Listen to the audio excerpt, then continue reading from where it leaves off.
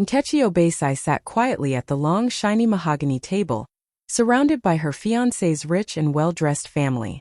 The room smelled of expensive perfume and roasted chicken, laughter echoing from every corner. But not a single laugh was for her. The Okoros looked perfect, polished, proud, and full of quiet judgment. Their designer clothes sparkled under the chandelier, and every word they spoke seemed to remind her she didn't belong. She tried to smile, pretending not to notice the way they whispered behind their glasses of wine.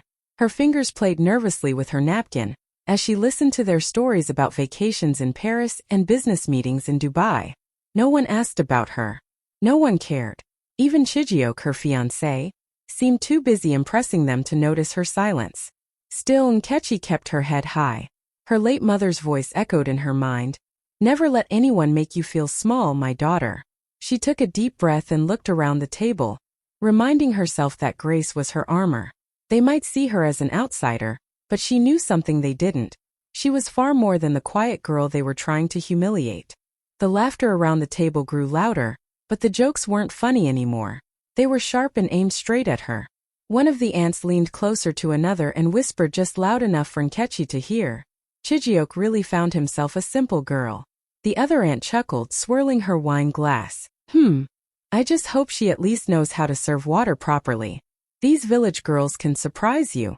Their laughter cut through her like a knife. Nkechi's heart tightened, but she didn't show it. She kept her smile small and polite, even as her hands trembled under the table. She could feel every pair of eyes on her, judging her dress, her accent, her calmness. Someone joked about girls who come from nowhere trying to marry into good families. Another said, "Love is blind until the bills arrive." The table erupted in laughter again. Nkechi swallowed hard. Her throat burned, but she refused to give them the satisfaction of seeing her cry. Chijioke sat beside her, pretending not to hear. He smiled weakly, trying to avoid confrontation. That hurt the most, his silence. She wanted him to speak up, to defend her, to remind them she was the woman he loved. But he just stared at his plate. Inside, her late mother's words came back to her like a whisper. "Grace, my daughter. Even when they try to break you, wear your grace like a crown." So she straightened her back, looked at the table and softly said, "I may be simple, but I was raised with respect." Her voice was calm, but her eyes held quiet fire. The room fell silent for a moment. Awkward, heavy, uncomfortable. Then the aunt forced a laugh, trying to brush it off. But Nkechi saw the discomfort in their faces. They didn't expect her to have dignity, to speak with strength. She smiled gently, turned to sip her water, and told herself silently, one day, they'll understand who they're talking to. The servants began placing plates of jollof rice, roasted chicken, and steaming soup on the table. The air was filled with rich smells, but Nkechi's appetite was long gone. She sat quietly, her eyes fixed on her plate, praying the evening would just end peacefully. But peace was never what the Okoros had in mind. One of the cousins, a tall, arrogant man in a designer shirt, looked at her and smirked. "Poor girl," he said loudly enough for everyone to hear. "This is not really your kind of table. Maybe you should eat later when we're done." The room froze. Forks stopped moving. Even the laughter died midair. Nkechi felt her chest tighten. Her hands shook under the table, but she forced herself to stay calm. She turned to Chijioke, hoping, just hoping, he would say something. Defend her. Stop the humiliation. But he didn't. He stared at his food, pretending not to notice, his cowardice screaming louder than words. Then the eldest aunt, the same one who had been giving her sharp looks all evening, set her wine glass down and said coldly, "Please, young lady, leave the table. This dinner is for family." The words hit her like a slap. Everyone's eyes were now on her. Her heart raced, her face burned, but she didn't want them to see her break. Slowly, she placed her napkin on the table and stood up. "Excuse me," she said softly, her voice calm but trembling at the edges. As she walked away, she could feel their smug stares following her. People who thought money made them better. But what they didn't know, what none of them could even imagine, was that the roof above their heads didn't belong to them. It belonged to her. Her late father's voice echoed in her mind. "Never explain your worth to people who measure it with gold." Nkechi walked out of that dining room with her head high. She left in silence, but that silence carried the weight of a storm they weren't ready for. For her not gaps or no I bid no blue answer today, let me you hope me miss it. I went the dish, Nemum at that. See, ma'am, faha. They are breath vahnig. Flosser who strips soon at therapy dish. Sir, you're with no wooden skim. See for the sear mean we oak with the asla. And our turkey sick on the bringidle. He will sear quite go wish that. He siggles her off failer for the so if a lot. Sir, it's a milk in the name. That no fits real nation, madden I was all with. Where's so in it? Her nang it is her through Zuho and the Vinoid. Derp so fail. Nyammer. Her another ever with a Zuho be full of more with the capital net. Sir, is dash nothing in silks are. He'll else the her nerdish. Sterker was no lassen so stau. Twalish name it was a hip. He's lower with was a hipan. Skater her. Nemo murph softbish. Yeah, we're with the chirisha. He didn't get what he marked well, so else no lass there's new cat. Her old full brommets naked pilks later. And where he smith ellis sweet for wish up. He vet left bad steep. All best in my fair work always night even in nurse stecken. Here's if it's so sweet did I hit visit. He'll dark blam sir the up. Say are the dervimus. Alf burn no one. Care profit with their hit the ma groups there wood. He'll fast that's ish. Him sweet skin. Sylvil mercer he that's it near. Thar well sick at dish. Where perhaps it must no moment so wet. Snail fax is skiffet in it. Her if nemish will of safes in I Billy. Say your him nevin the hit. And a shale and miss it bats it. It must see it's the earth on my hanging at Billanas. Her scatter say what do off this name. Why dish it delish. But if Mr. Loudon did dish up. Her old for the stuff in the parlor, Murph built in the banner. Her ishner Murph butted see shale else gushna see stecken. That mansion everyone bragged about, the one filled with luxury and pride, didn't belong to the Okoros at all. It was hers. Nkechi Obesi's. The very walls that echoed with their insults had been built by her late father, Chief Obinna Obesi, a man whose name once carried power and respect across Nigeria. Years ago, he had designed that mansion himself, down to the last detail. The marble staircase imported from Italy, the mahogany dining table from Ghana, the grand chandelier from France. He had built it as a gift to his wife and only daughter, calling it the Obesi Home of Grace. When he passed away, the world mourned a legend. Obesi Holdings, his real estate company, grew even bigger after his death, expanding across Africa under trusted management. But what people didn't know was that he had left everything, every property, every share, every account, to his only child, Nkechi. She had become the quiet heiress of an empire, though she never flaunted it. After her father's funeral, she made a promise to herself and her mother's memory. I will live simply. I will earn respect for who I am, not for what I have. That's why she never told Chijioke or his family about her inheritance. She wanted love, not status. She wanted to be seen for her heart, not her last name. But now, as she stood outside that same mansion, the same one her father built with love, she realized how cruel life could be.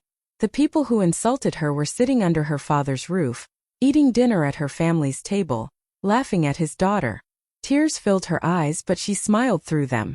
If only Papa were here, she whispered. He'd tell me to rise with grace. And that's exactly what she decided to do. She wouldn't shout. She wouldn't seek revenge. She would let the truth reveal itself, silently, beautifully, and powerfully, just like her father taught her. Chijioke had always been kind, gentle, and soft-spoken, the kind of man who smiled easily and avoided arguments. That was what first drew Nkechi to him. He made her laugh, made her feel seen, and promised to love her for who she was. But kindness without courage, she was learning, could be dangerous. Kindness without strength could destroy a woman's heart. From the beginning, his mother never liked her. She had looked at Nkechi with thinly veiled disgust and said once, "My son is doing charity work by dating you." The words had cut deep, but Nkechi chose to let them go. She believed love could heal pride. She told herself that if she stayed humble, his family would one day see her heart. She endured the side comments, the fake smiles, the forced politeness, all for the man she loved. But that night at the dining table changed everything. When Chijioke sat silently as his relatives insulted her, something inside her broke. It wasn't just his silence, it was his fear. He looked at her like a stranger, afraid to defend her because he didn't want to upset his family. And in that moment, Nkechi saw the truth. He wasn't her protector. He was their puppet. After she left the table, she waited. thinking maybe he'd come after her, apologize, or at least call her name. But he didn't. He stayed inside, pretending everything was fine, while she stood outside in the cold night, holding back tears. She finally understood that love means nothing without respect. You can give your heart to someone, but if they can't stand beside you when the world turns cruel, then what you have isn't love, it's weakness. That night, standing under the stars, Nkechi whispered to herself, "I deserve more." And for the first time she truly believed it. The next morning the sun rose quietly over Abuja, painting the sky in soft gold and pink. Nkechi sat on her small balcony with a cup of tea, her mind still heavy from the night before. The voices from that dinner echoed in her head, the laughter, the insults, and most painfully Chijioke's silence. She felt tired, but deep inside, a strange calm had replaced her hurt. It was as if something inside her had shifted, a quiet strength she didn't know she still had. Her phone began to ring. She glanced at the screen. It was Mr. Kalu, her father's old lawyer. She hadn't spoken to him in months. She took a deep breath and answered, her voice steady but soft. "Good morning, Mr. Kalu." "Good morning, Madam Nkechi," he said warmly. "I wanted to inform you. The property transfer is complete. The Okoro mansion is now officially under your name. Your late father's acquisition has been finalized. All documents are ready for your signature." For a few seconds she couldn't speak. The same house where she was humiliated just hours ago. The same house her fiancé's family treated her like an intruder, now legally belonged to her. Felt almost poetic. Destiny's quiet justice. A small smile spread across her face as she looked out at the morning light. "Perfect timing," she whispered, her voice calm but full of meaning. "Would you like me to deliver the documents today?" the lawyer asked. "Yes," she said softly. "Please do." When the call ended, Nkechi sat in silence for a while, her heart peaceful for the first time in days. She thought of her father, strong, wise, and proud, and whispered, "Papa, you always knew when the truth needed to show itself." At that moment she didn't feel angry anymore. She didn't need to prove anything. Life had already done it for her. The people who made her feel small were about to learn who she really was, and she wouldn't need to raise her voice to do it. A week later, the Okoros decided to host another family brunch. This time, a big event filled with wealthy friends, business partners, and socialites. They called it a welcome party for an important investor visiting from Lagos. The mansion was decorated beautifully, fresh flowers in golden vases, soft music playing, servants moving around with trays of champagne. It was meant to be a perfect show of class and power. But the truth was, they were still celebrating under a roof that no longer belonged to them. Of course, they didn't invite Nkechi. After that humiliating dinner, they had quietly erased her from every family conversation. In their eyes, she was gone. Another mistake Chijioke would soon get over. But destiny, as always, had its own plan. That morning, as Nkechi stood before her mirror, she didn't see the quiet, timid girl they mocked. She saw the daughter of Chief Obina Obesai, confident, calm, and in full control. She wore a stunning gold Oso gown that shimmered in the sunlight, her head wrapped in a perfectly tied geli that framed her proud face. Her makeup was soft but powerful, the look of a woman who had nothing to prove, yet everything to show. When she stepped out of her car in front of the mansion, people turned to look. Conversations paused. Even the guards, who once ignored her, quickly bowed in respect. The air seemed to shift, quiet, heavy, electric. She walked toward the entrance with slow, graceful steps, her heels clicking on the marble floor. Inside, laughter filled the room until someone gasped softly, "Is that Nkechi?" Every eye turned toward her. She smiled politely, her eyes steady and calm. "Good afternoon," she said, her voice gentle but commanding. "I hope I'm not late." The room fell silent. In that moment, without raising her voice, Nkechi owned every breath in that space. The same woman they once asked to leave the table had just walked back into her own house, not as a guest but as the true owner. The moment Nkechi stepped through the glass doors, the entire room seemed to pause. Conversation stopped mid-sentence, and laughter turned into awkward silence. The clinking of glasses faded as all eyes shifted toward her. The bright afternoon sun streamed through the wide windows, catching the shimmer of her gold Oso gown. She looked radiant, elegant, calm, and untouchable. The same aunt who had mocked her at the dinner almost dropped her wine glass. Her jaw tightened as she whispered, "What is she doing here?" The other guests, unsure of what was happening, exchanged confused looks. Some smiled politely, thinking she was just another invited guest. But the Okoro family knew better. They hadn't invited her. And yet, here she was walking in like royalty. Nkechi's steps were slow and graceful. Every movement carried quiet confidence. She didn't rush, didn't look nervous. She simply owned the moment. Her perfume filled the air, soft and expensive, matching the calm authority in her presence. When she reached the center of the room, she smiled gently at the aunt who had spoken. "I believe," she said, her voice smooth and steady, "I'm right where I belong." Her words hung in the air like music, calm but powerful, polite but piercing. A few guests turned to look at each other, whispering, "Who is she?" Someone asked. "She looks familiar." Another muttered, "She carries herself like a queen." The Okoro family tried to force smiles, pretending everything was fine. Chijioke looked stunned, his glass trembling slightly in his hand. His mother's face hardened, but she said nothing. Nkechi walked further in, greeting a few guests with gentle nods. "Good afternoon," she said warmly. "I hope everyone is enjoying the event." Her tone was peaceful, but something about her calm made the entire room uneasy. She wasn't the poor girl they remembered. She was the woman they underestimated. And though they didn't know it yet, this gathering wasn't theirs anymore. Kek. As Nkechi stood gracefully in the middle of the room, people still whispering, the atmosphere grew tense. The Okoro family tried to act normal, forcing smiles for their high society guests, but confusion lingered like a heavy fog. Just then, a young waiter approached her politely, holding a folder and a pen in his hand. "Good afternoon, Madam Owner," he said softly, bowing slightly. "Please, your signature is needed for the event bill." The room went completely silent. It was as if time froze. Every single person turned to look at the waiter, then at Nkechi. The word Madam Owner echoed in the air like thunder. "Madam what?" one of the uncles asked, his voice cracking in disbelief. The waiter, looking a bit nervous, repeated clearly, "Madam Owner, sir. This property and the entire estate belong to Miss Nkechi Obei-sai." A glass slipped from someone's hand and shattered on the marble floor. The aunt who had mocked her earlier nearly dropped her wine again, her face pale with shock. Guests began to murmur, unsure if they had heard correctly. Chijioke's eyes widened. "Nkechi, what is he talking about?" he asked, his voice shaking slightly. Nkechi didn't rush to answer. She simply smiled, that soft, calm, confident smile that came from knowing the truth was finally speaking for her. She took the pen from the waiter, signed the paper elegantly, and handed it back. "Thank you," she said kindly. "Please make sure everything runs smoothly." "Yes, madam," the waiter replied, bowing again before walking away. You could hear the guests whispering, "She owns the mansion? Is she serious? Wait, the Okaros don't own this place?" Nkechi looked around at all their shocked faces, her heart steady. She had no anger left, just quiet satisfaction. The same people who made her feel small were now standing speechless in her house.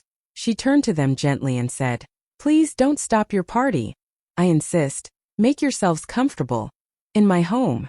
The room that had been full of chatter and laughter just moments ago fell into a heavy, uncomfortable silence. You could almost hear hearts beating faster. The Okoro family sat frozen, their fake smiles fading one by one. Even Chijioke, who had once been her biggest dream, now looked at her like he was seeing her for the very first time. His mouth opened slightly, but no words came out. His face turned pale, and his hand trembled as he set his glass down. The eldest aunt, the one who had asked her to leave the dinner table, blinked rapidly, her face stiff with shock. "There must be some mistake," she said weakly, trying to laugh. But the waiter had already left after confirming what everyone now knew.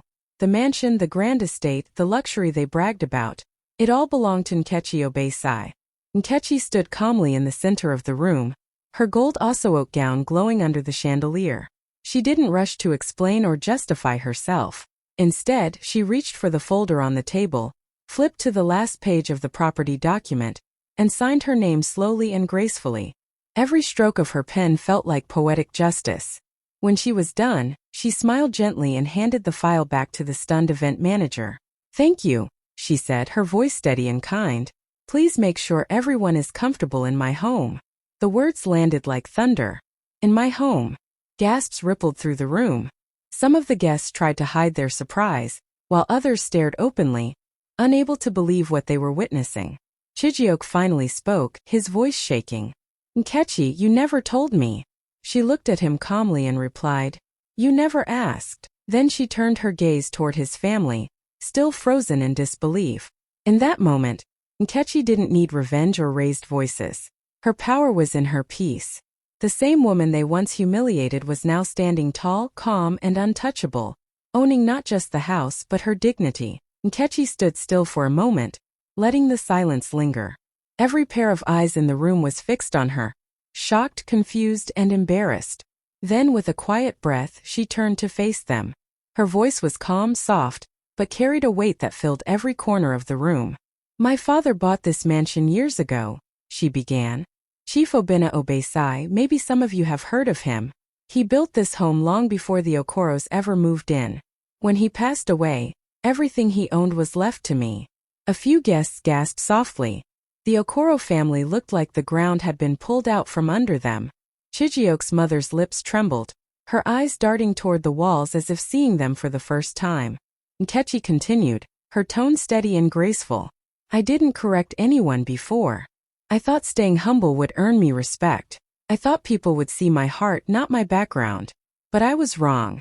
In your world, respect only comes when there's money attached to your name."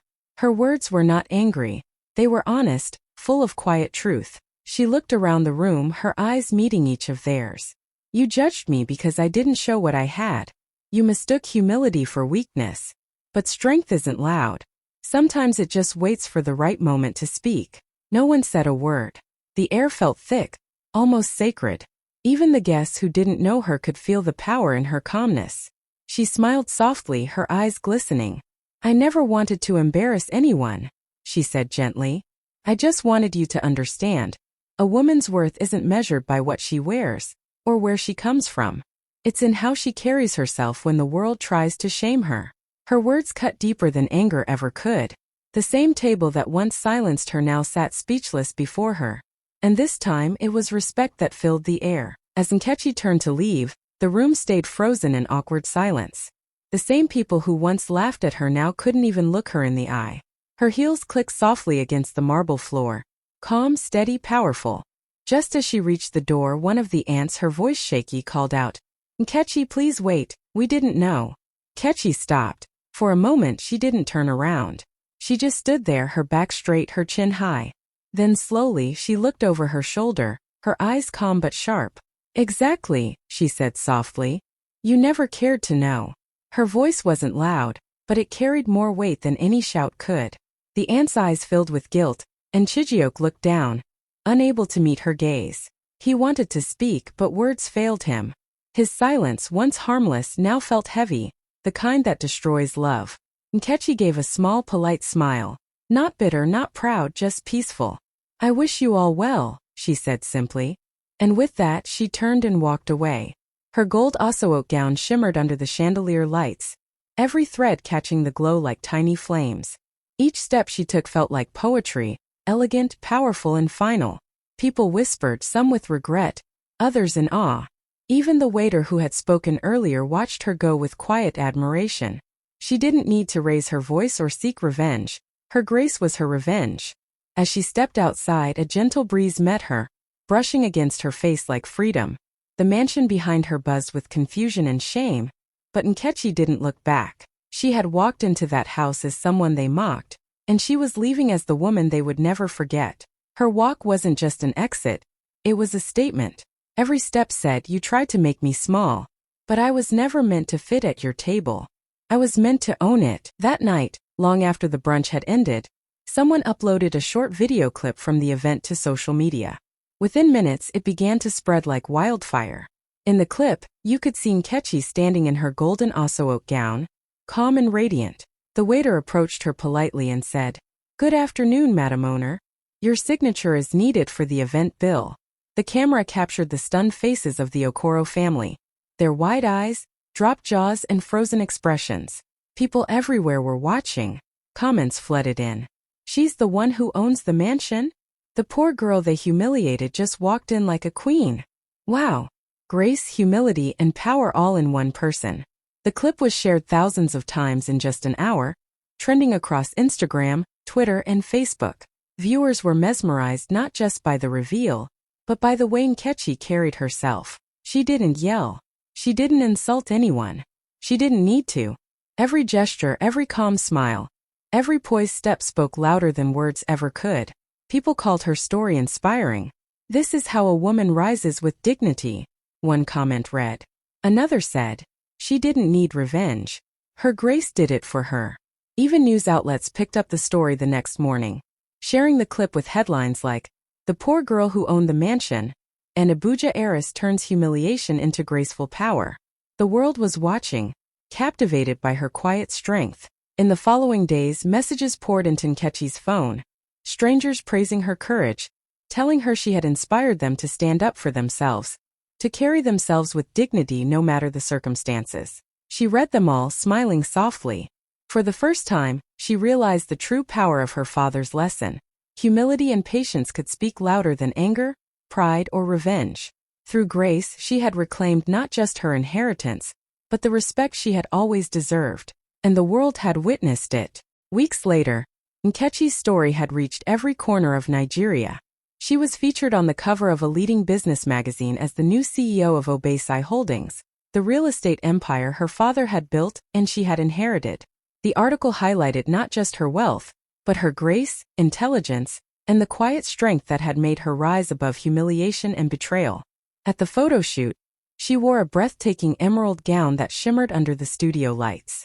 Her hair was perfectly styled, her makeup soft yet powerful, and her posture radiated confidence. The photographer clicked away, capturing every angle of a woman who had transformed pain into power. When asked what message she wanted to share with the world, Nkechi smiled gently and said, "Never let anyone make you feel small in a place you were born to own.